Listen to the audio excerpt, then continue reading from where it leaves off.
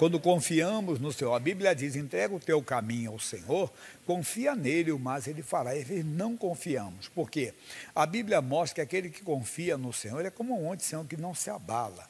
Quer dizer, quando nós estamos inquietos, desassossegados, está faltando confiança. Não é que você não é de Deus, não.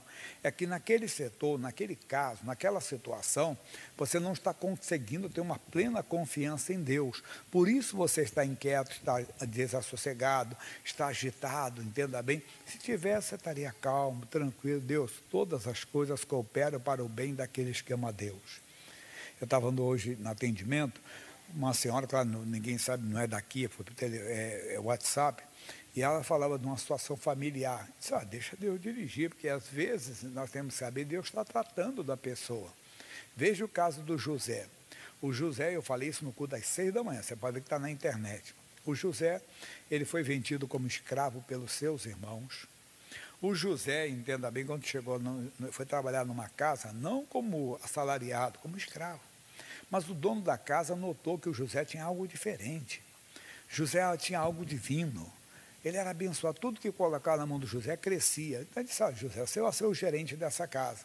Só que a mulher daquele homem era devassa. E ela achava que podia ter qualquer coisa como objeto para ela, queria ele como uma amante, né, particular. E ele não quis, ele não aceitou aquilo.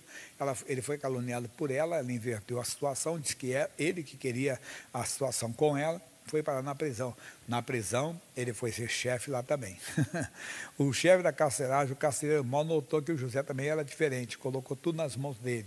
E o próprio Deus deu a José a interpretação de sonhos, que ele foi parar na frente do faraó, interpretou os sonhos do faraó e se tornou governador do Egito. Depois o José mesmo entendeu e disse para os irmãos dele, que estavam amedrontados, assustados, disse, calma, irmãos. Olha, Deus sabia de tudo, Deus estava no controle, Deus sabia tudo o que ia acontecer, e Deus me mandou na frente. Mas só depois que ele foi entender. Tem coisas que nós só vamos entender lá na frente. Então, nunca podemos ficar inquietos, desassossegados. Veja o salmista Davi no Salmo 27, versículo 11. Salmo de número 27, o versículo é o 11. Ele diz assim, ensina-me, Senhor, o teu caminho e guia-me pela vereda direita, por causa dos que me andam espiando. Então nós temos que prestar atenção nisso. O caminho do Senhor não é o nosso caminho. Isaías fala que seus caminhos são mais altos do que os nossos. E às vezes nós ficamos chateados. Não. Repito, quando você está orando e está deixando Deus dirigir, você não perde a paz, você não entra em desespero, você não fica inquieto por coisa alguma. Por quê? Porque você pediu, Senhor, ensina-me o teu caminho. Você está andando no caminho que Deus deu. Quando você ora, quando você entrega o teu caminho ao Senhor, quando você pede a direção sempre para Ele, você não pode ficar desassossegado. Jesus mostrou aqui na parábola do semeador, é o nosso estudo de hoje, em Marcos capítulo 4. Ele falou de 4 situações, talvez você vai se identificar em algumas delas. E é verdade. E às vezes a pessoa mais santa, mais próxima de Deus, quando ela ouve a palavra, ela vê que está faltando algo para ela. Ou que ela tem algo, entenda bem, que o Senhor está dizendo, eu já sei, eu quero te ajudar. Deus não dá uma palavra nunca para condenar. A Bíblia diz que Deus enviou a sua palavra e os sarou. A palavra de Deus nunca é para condenar o homem. A palavra de Deus nunca é para prejudicar uma pessoa. É para salvar. Nunca a palavra de Deus vem para, mesmo quando ela arde. Eu costumo brincar, né, dizer que a palavra de Deus é como o remédio que arde, mas cura. Antigamente tinha uma propaganda de um remédio, esse arde mais cura. Depois descobriram que ele não curava, não, mas ardia. Mas não tem, às vezes, o remédio que é amargo, né? Veja, quando você é criança, o xarope, hoje eles colocam gosto de morango no xarope, gosto de laranja, né? Tudo para tornar mais agradável para a criança, que às vezes tem que tomar. A criança não sabe expectorar, né, fazer aquilo, então a criança tem que tomar o xarope. Aí o médico, aí os laboratórios começaram a colocar a essência de morango, de tudo aquilo, para dar um gostinho melhor para a criança conseguir engolir aquilo. A palavra de Deus é muito mais do que isso. Às vezes ela arde no nosso coração, mas é para nos sarar.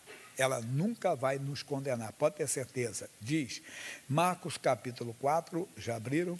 Isso. Nós vamos ler tudo, não, vamos passar no versículo 14 já. Diz assim, o que semeia a palavra é os que estão junto ao caminho. São aqueles em que a palavra é semeada, mas tendo eles ao ouvido, vem logo Satanás e tira a palavra que foi semeada no coração deles. Muita gente está na igreja, mas ainda não entrou no caminho. Ainda não tomou uma decisão séria por Jesus Cristo. Muita gente gosta do Evangelho, se sentiu bem na igreja, mas está perdendo o melhor de Deus, que é a salvação. A pessoa ainda não entrou no caminho. Aí o que acontece? Esse coração não está aberto ainda para Deus. A palavra que entra, ela fica na beira ali. Aí o diabo vem e rouba. Como é que ele rouba? Não fica zangado com o que eu falo, nem escandalizado. Até um pregador, se não tomar cuidado, ele pode ser usado pelo inimigo. Porque Satanás vem para quê? Matar, roubar e destruir. Às vezes está matando a fé da pessoa, roubando. Por exemplo, Deus não cura no dia de hoje. Ele diz, mas que isso? A Bíblia diz que Jesus Cristo é o mesmo ontem, hoje e o será eternamente. Eu tenho dito que às vezes o pregador, ele confunde que isso aqui é altar, isso aqui não é palco. O palco, a pessoa procura aplausos. E quando procura aplausos, até agradece os aplausos. Aqui não. No altar você às vezes até é apedrejado, irmão. E a pessoa não entende isso. E o pregador, querendo ser agradável, querendo ser político, ele começa a falar coisas que não estão na Bíblia. Não, porque essas igrejas não pensam em salvação, não pregam o evangelho verdadeiro. O negócio deles é só cura, é só milagre, só prosperidade. Não, pelo menos de prosperidade eu falo até muito pouco. É até que você vai ver o que eu vou falar sobre isso hoje. Eu não, a palavra de Deus. Mas entenda só, o milagre, a cura divina, traz as pessoas à igreja. Se você olhar a igreja primitiva, não precisa ser a igreja primitiva, não. Eu preguei essa semana, domingo, o Josué. O Josué, quando ali, não leia agora, está em Josué capítulo 4, versículos 22, 23 e 24. Josué diz para os filhos de Israel, olha, assim como Deus abriu o Jordão diante de vocês, ele abriu o mar vermelho diante dos nossos olhos. E isso fica aqui como herança para os nossos filhos. Fica como testemunho para eles, mas também para as nações deste mundo, para que eles saibam, entenda bem, que o Deus de Israel é forte, o Deus de Israel é poderoso. A mesma coisa é hoje. Quando Jesus estava passando por aqui como homem, ele curava os enfermos. Quando ele curou a sogra de Pedro, a Bíblia diz que trouxeram para ele os enfermos. Para quê? Para serem curados. Veja a mulher que durante 12 anos sofria de uma hemorragia. Por que ela procurou Jesus? Porque ela ouviu falar ouvindo falar de Jesus. O que ela ouviu falar de Jesus? Curava. E ela procurou Jesus para quê? Para ser curada. Mas ela foi salva também, como eu. Eu procurei para ser curado. Muitos aqui também. Depois receberam a salvação. Então não entre. Paulo diz ao jovem Timóteo, na primeira carta, capítulo 4, versículo 1, que nos finais dos tempos, muitos apostatarão da fé. O que é que? Se desviarão da fé, dando ouvidos a espíritos enganadores. E a pessoa vem. Aí vem o outro que quer fazer um ensino progressista. Não, porque se Jesus pregasse hoje, Jesus andaria com os homossexuais, andaria com as prostitutas, sim, pregaria para eles, mas não dá. A Bíblia diz, andarão dois juntos, se não estiver de acordo. A mulher adúltera, ela foi levada para ser apedrejada. Ô mestre, essa mulher foi surpreendida em adultério. Pela lei, ela tem que ser apedrejada. E o que o senhor diz? Jesus abaixou, escreveu na testa, quem não tiver pecado aí que atire a primeira pedra. Saiu o mais velho, foi saindo dos outros, saíram todos. Jesus levantou os olhos, mulher, cadê os teus acusadores? Não te acusam, não te condenam? Não, nem eu te condeno. Vá e não peques mais. Ele diria isso para a prostituta, para o homossexual, para o adúltero, heterossexual, entendam, mas adúltero, que não pecasse mais. Se ele quer seguir a Jesus. Então, mas aí o pregador quer dar aquele discurso progressista, mudando. Não, para com isso. Jesus é o maior conservador, ele é o mesmo ontem, hoje será eternamente. Para com esse negócio de misturar política com fé. Não tem nada a ver uma coisa com a outra. Tem que orar por ele, pelas autoridades, seja quem for. Vem as eleições agora. Eu falei, eu voto no candidato A, mas quem ganhou o B? O que eu vou fazer? Eu vou orar pelo B, ué. Não votei nele, mas vou orar por quê? Porque é o presidente do meu país. É meu dever orar. Está o governador. Se eu votei ou não nele, meu dever é orar por ele, é o governador. O atual prefeito, verdadeiramente, ninguém votou, porque ele era vice. O prefeito morreu e ele ascendeu a posição. Mas é nosso prefeito, nós temos que orar por ele, é nosso dever orar. Então vem agora, entenda bem, vem aí as eleições. Se vai ganhar Bolsonaro, vai ganhar Lula, vai ganhar Ciro, vai ganhar Moro. Quem ganhar vai ganhar minha oração, irmão. Entendo? Quem eu votar, quem você votar é escolha nossa. Você escolheu, entendeu? Ora para ele, não ganhou, Deus abençoe, que ele se conforme, e eu vou orar pelo que ganhou, porque é meu dever orar pela autoridade do país. Pronto. E as pessoas ficam com essa guerra boa. E o pregador quer trazer isso para o púlpito da igreja, para ser agradável, para ganhar aplausos, começa a fazer coisas que não está na Bíblia. Cuidado. Olha o que ele está dizendo para nós. Muitos, então, caem na beira do caminho, aí vem o diabo e rouba. Como é que ele rouba? Com isso aí. Não, Deus não cura hoje. Deus não faz milagre hoje. Jesus não sei o quê, não sei o quê. Ele ouviu a palavra para se santificar. E o pecador, não, Deus não liga para isso, não. Liga sim, irmão. Não, Deus só quer o coração. É claro, do coração é que procede as saídas da vida. Cuidado para não roubar. Tem que tomar uma posição. Então, muitos estão na igreja, mas estão na beira do caminho. Não tomaram uma decisão. Mas vamos à frente, senão nós paramos. E diz assim, da mesma sorte o que recebe, versículo 16, da mesma sorte, os que recebem a semente sobre pedregais, que ouvindo a palavra, logo com prazer a recebe, mas não tem raiz em si mesmos, antes são temporãos. O que é temporão? Fora de hora. Não tem a fruta temporã? Né? Fora de hora. Criança também, às vezes, nem pensa, o pai não pensava mais, veio, né? Mas é filho, não deixa, é fruta, deu fruto. O caso aqui, que Jesus vai explicar melhor para nós agora, sobrevindo tribulação ou perseguição por causa da palavra, logo se escandalizam. Ô meu irmão, você tem que limpar o terreno, tirar as pedras, ter uma comunhão mesmo com Deus. Não pode ser aquele crente superficial, não, sem raiz. Quer dizer, você tem que enraizar na palavra, ser homem de Deus mesmo, mulher de Deus, ter uma vida com Deus.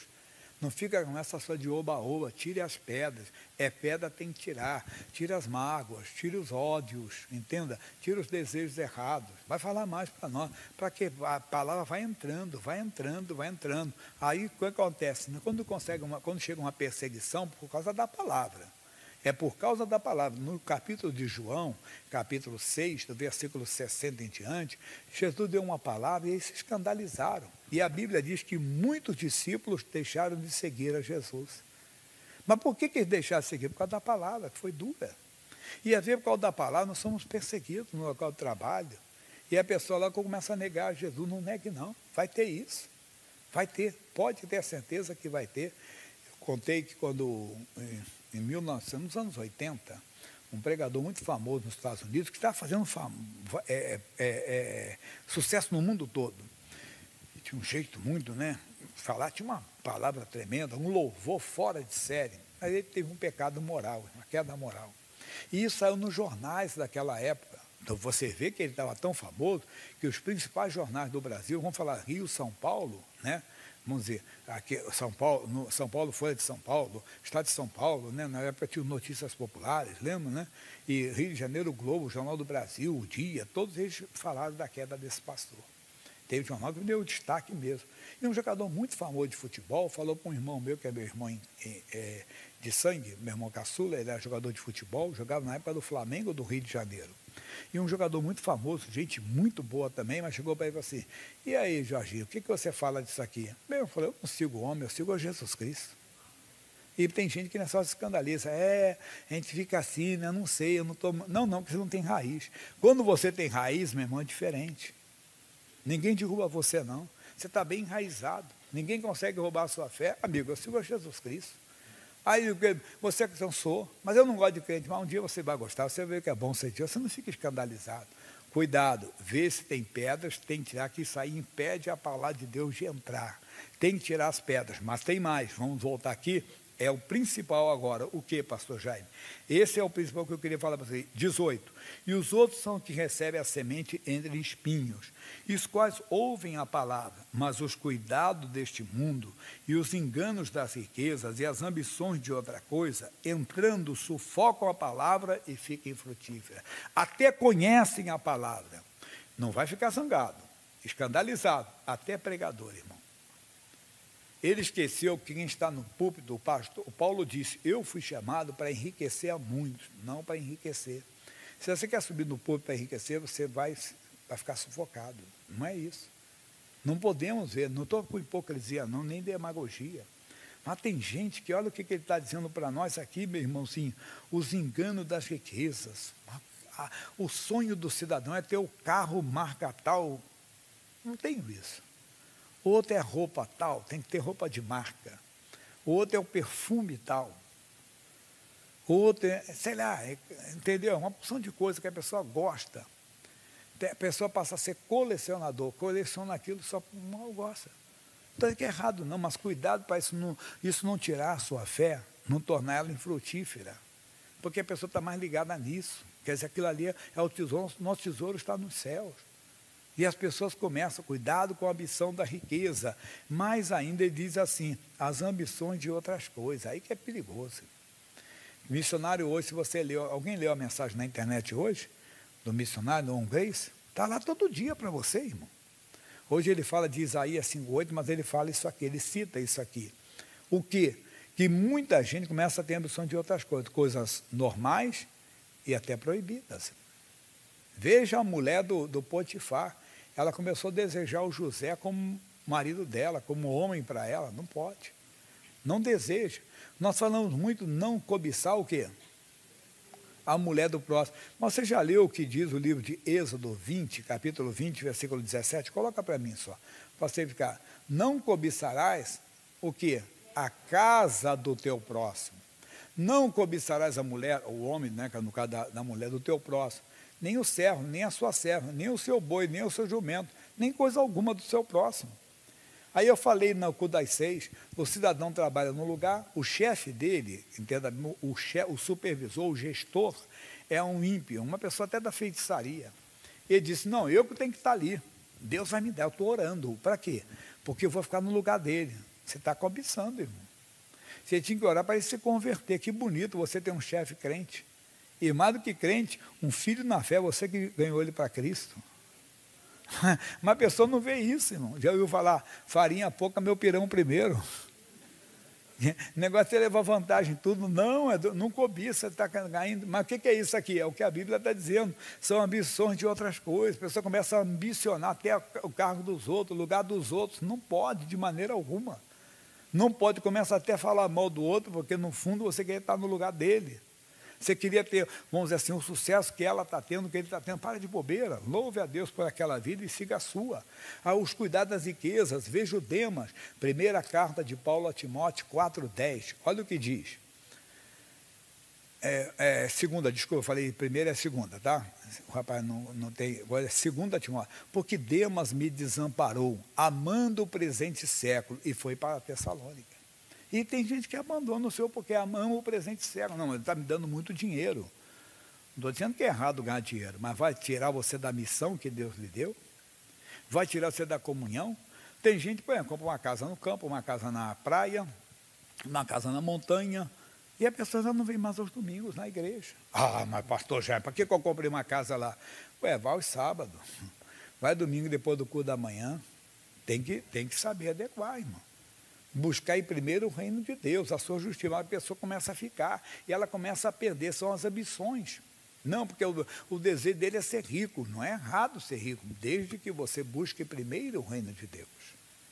Porque você coloque tudo primeiro, mas as pessoas começam. Não estou com hipocrisia, com demagogia, como isso diz, nós não chutamos o anjo, não temos que chutar o anjo e chegar uma bênção. Imagine, chegou uma herança, eu brinco que a minha mãe sempre fala que tem uma herança de Portugal, ela está coitadinha, está com 93, até hoje a herança não chegou, né? Entendo, mas se tem, eu não vou chutar o anjo, mas eu vou procurar, até investir aquilo a favor do reino de Deus. De ganhar a alma, de ajudar o próximo, fazer tudo aquilo. Cuidado para você não se perder. Por quê? Tudo isso nós estamos falando por causa daquele primeiro versículo, que depois vamos voltar ali. Mas vamos terminar aqui, o 20. E os que recebem a semente em boa terra são os que ouvem a palavra e a recebem e dão fruto. Um a 30, outro a 60, outro a 100, sempre multiplicam. Recebe a palavra, aquilo vai crescendo. Aí aquela palavra que ele recebe, ele começa a dar para os outros. Ele começa, tudo para ele é para dar isso, recebe a semente, a palavra, e é como um fruto, depois vai ter muitos frutos. E a pessoa começa a fazer isso. Aprenda com a palavra de Deus. Entrega o teu caminho ao Senhor, confia nele, e o mais ele fará. Não fique ansioso por nada, não fique inquieto, porque pode ser pedras, pode ser espinho, entenda bem, você pode estar no meio do caminho, quem vai roubar? Não, tem que ser a boa terra. E qual é a boa terra? Aquele que busca primeiro o reino de Deus. Aquele que a vontade dele é agradar ao seu Senhor. É como o salmista diz, vamos voltar lá, antes de ler o versículo final, 37:4, agora é o Salmo 37. Eu comecei com 27, agora é o 37:4. Ele diz, deleita-te também no Senhor. Oh, que bonito, hein? E ele concederá o que deseja. Se você primeiro, mas veja o 3 para você entender o 4. Como? Olha o 3. Diz assim, confia no Senhor e faze o bem. Habitarás na terra e verdadeiramente serás alimentar. Confia no Senhor. Não é que ele pode, a igreja precisa de colunas, de pessoas que vão crescer, irmão. Que vão ter imóveis, entenda bem, como renda, entenda bem, e vão ser colunas. Eu falava de manhã, nós temos congregação, que às vezes o dízimo de uma pessoa é mais do que toda a congregação. Então, mas entenda bem, Deus não é contra, não.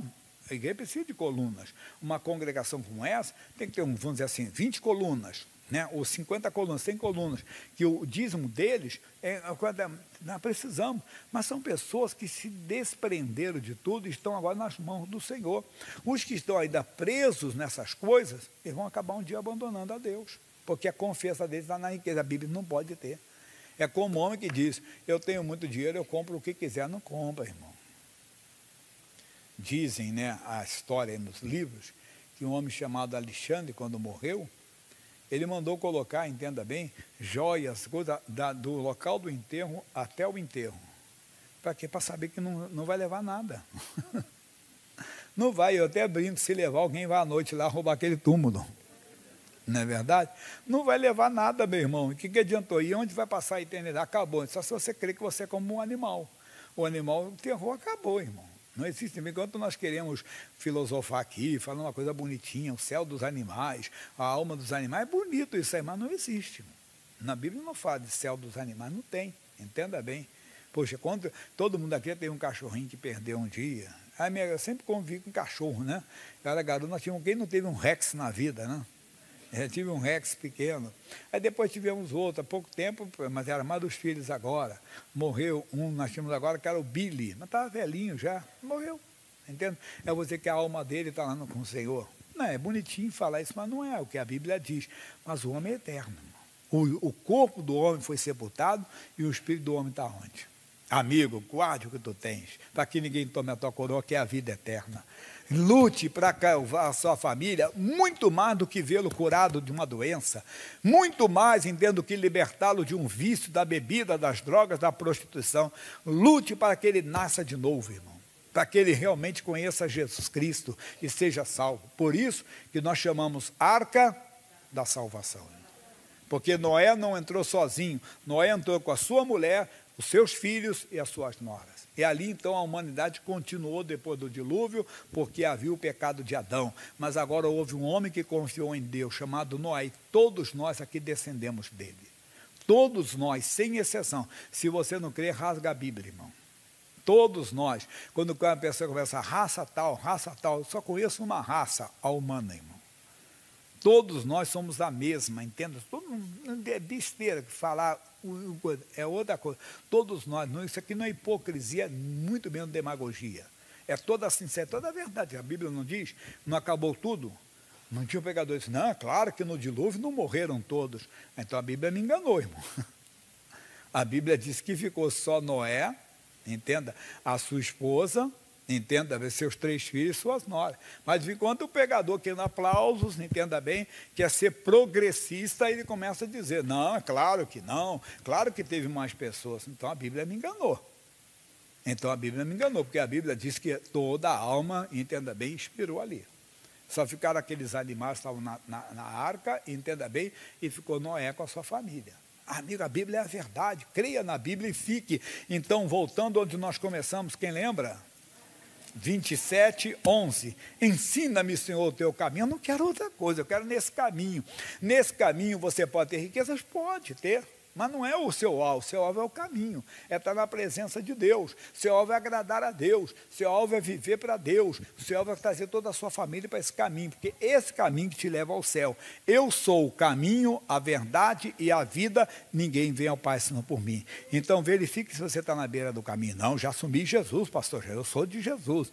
Vê se não tem pedras, coisas que estão impedindo a raiz da palavra de entrar, mágoa, essas coisas todas, tem que tirar tudo isso. Verifique se não tem espinhos, se você está muito ligado nessas coisas, muito preocupado. Não é errado ter riqueza, já parei. Errado é você se preocupar tanto em tê-las, porque a Bíblia diz que quem ama o dinheiro nunca vai se fartar dele. Entende? Vê se não tem espinhos e veja se você é a boa. Não, eu recebo a palavra de Deus e tudo que eu recebo de Deus eu quero viver. Tudo que eu recebo de Deus eu tenho prazer em viver. A sua família vai ser atraída. Sabe por quê?